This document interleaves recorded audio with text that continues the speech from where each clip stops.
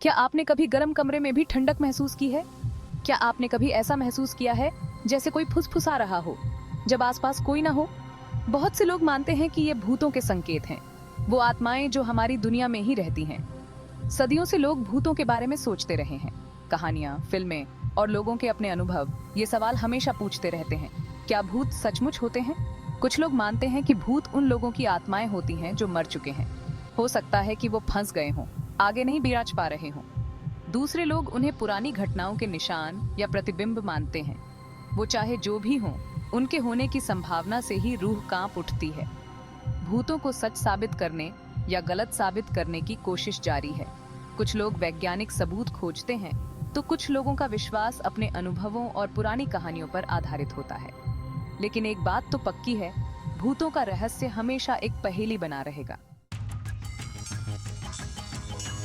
विज्ञान और अलौकिक बातों में अक्सर टकराव होता है। वैज्ञानिकों को पक्के सबूत चाहिए होते हैं, जबकि भूतों को खोजने वाले अक्सर भावनाओं और अपने अनुभवों पर भरोसा करते हैं। लेकिन क्या विज्ञान उन चीजों को समझा सकता है जो समझ से परे हैं? कुछ वैज्ञानिक मानते हैं कि हमारा दिमाग हमारे साथ खेल खेलता है।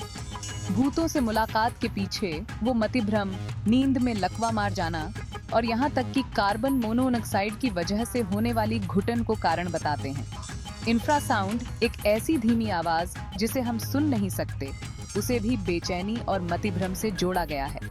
कुछ और सिद्धांत बताते हैं कि विद्युत चुंबकीय क्षेत्र या ईएमएफ का भी इसमें हाथ हो सकता है। ईएमएफ के ज्यादा स्तर से अजीब एहसास और मतिभ्रम हो सकते हैं। क्या इसीलिए कुछ जगहों पर हमें भूतिया एहसास होता है? विज्ञान भले ही तार्किक स्पष्टीकरण देता है, लेकिन बहुत से लोग मानते हैं कि कुछ अनुभवों को विज्ञान भी नहीं समझा सकता। यह बहस जारी है, जिसमें संदेह और विश्वास दोनों के लिए जगह है। ऐसी अनगिनत कहानियां हैं जिनमें लोगों ने अजीबोगरीब चीजों से सामना होने के बारे में बताया है। लोग बताते हैं कि उन्होंने परछाई जैसी आकृतियां देखी हैं, ऐसी आवाजें सुनी हैं जो किसी शरीर से नहीं आ रही थीं, और चीजों को खुद ब खुद हिलते हुए देखा है। पीढ़ी दर पीढ़ी चली आ रही ये कहानियां या खुद के अनुभव से सुनाई गई ये बातें अलौकिक दुनिया के प्रति हमारी उत्सुकता को और बढ़ा देती हैं। एक रोंगटे खड़े कर देने वाली कहानी एक ऐतिहासिक होटल की है, जहां कहते हैं कि एक भूतिया साया घूमता रहता है। मेहमान बताते हैं कि उन्होंने एक सफेद रंग की ड्रेस पहने हुए एक औरत को गलियारों में घूमते हुए देखा है, जो दिखाई देने के बाद जितनी जल्दी दिखती है, उतनी ही जल्दी गायब भी हो जाती है। क्या ये वाकई में कोई बेचैन आत्मा है या सिर्फ वहम? एक और किस्से में एक परिवार का कहना है कि उनके घर में अजीबोगरीब आवाजें आती थीं और चीजें रहस्यमय तरीके से हिलती रहती थीं। दरवाजे खुद खुद बंद हो जाते थे और ऐसा लगता था जैसे कोई उन्हें फुसफुसा कर बुला रहा हो। उन्हें पूरा यकीन था कि उनके घर में भूत हैं। ये कहानियां, चाहे सच हों या मनगढ़ंत, हमें याद दिलाती हैं कि इस दुनिया में बहुत कुछ ऐसा है जिसे हम नहीं जानते। ये कहानियां हमें यह सोचने पर मजबूर कर देती हैं कि हमारी समझ से परे क्या है और क्या हम अपनी इस दुनिया में किसी अनदेखी शक्ति के साथ रहते हैं। भाग 4। क्या ओइजा बोर्ड दूसरी दुनिया का रास्ता है? ओइजा बोर्ड अक्षरों और संख्याओं वाला एक सपाट बोर्ड लंबे समय से रहस्य और डर का विषय रहा है। लोग अपनी उंगलियों को प्लांचेट पर रखते हैं, जो एक छोटा सा हिलने वाला संकेतक होता है, और सवाल पूछते हैं। ऐसा कहा जाता है कि प्लांचेट अपने आप हिलता है और आत्माओं की दुनिया से जवाब देता है। कुछ लोग मानते हैं कि ओइजा बोर्ड एक हानिरहित खेल है, मनोरंजन का एक साधन है।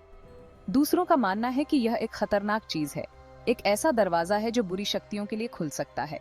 उनका कहना है कि बोर्ड का उपयोग करके हम अनचाहे आत्माओं को अपनी दुनिया में बुला सकते हैं, जिससे हमें डरावने और बुरे अनुभव हो सकते हैं। इस विवाद के बावजूद ओइजा बोर्ड लोगों को आकर्षित करता रहता है।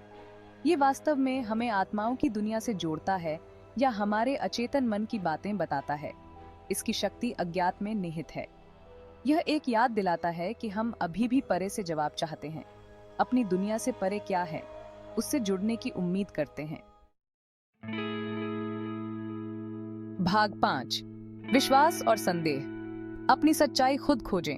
भूतों का सवाल अंततः व्यक्तिगत विश्वास पर निर्भर करता है। इस बात का कोई पक्का सबूत नहीं है कि भूत होते हैं, लेकिन उनके होने को पूरी तरह से नकार भी नहीं सकते।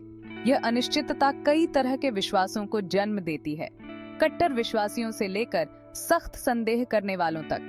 कुछ लोगों को इस विश्वास से सुकून मिलता है कि मृत्यु के बाद भी जीवन है, इस विचार में कि हमारे प्रियजन अभी भी किसी रूप में हमारे साथ हो सकते हैं। दूसरों को वैज्ञानिक स्पष्टीकरण में इस तर्क में सांत्वना मिलती है कि हमारा दिमाग कभी-कभी अपनी वास्तविकताएं खुद बना लेता है।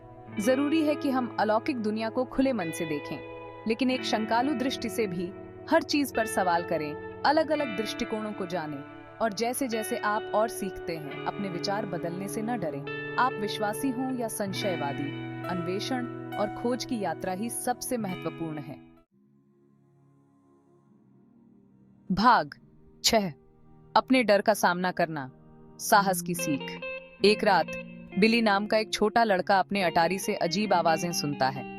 उसने एक राक्षस की कल्पना की, जिसकी आंखें अंधेरे में चमक रही थीं। डर ने उसे अपनी चपेट में ले लिया, लेकिन तभी उसे अपने दादाजी के शब्द याद आ गए।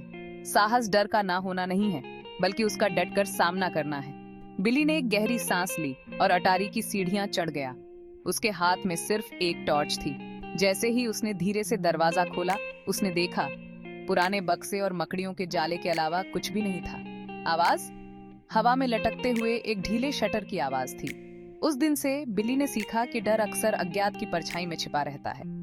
अपने डर का सामना करके उसने पाया कि वास्तविकता उतनी डरावनी नहीं थी जितना उसने सोचा था। इस अनुभव ने उसे दुनिया को उत्सुकता के साथ देखना सिखाया, डर के साथ नहीं, और अलौकिक नतीजों पर पहुंचने से पहले तार्किक स्पष्टीकरण की तलाश करना सिखाया।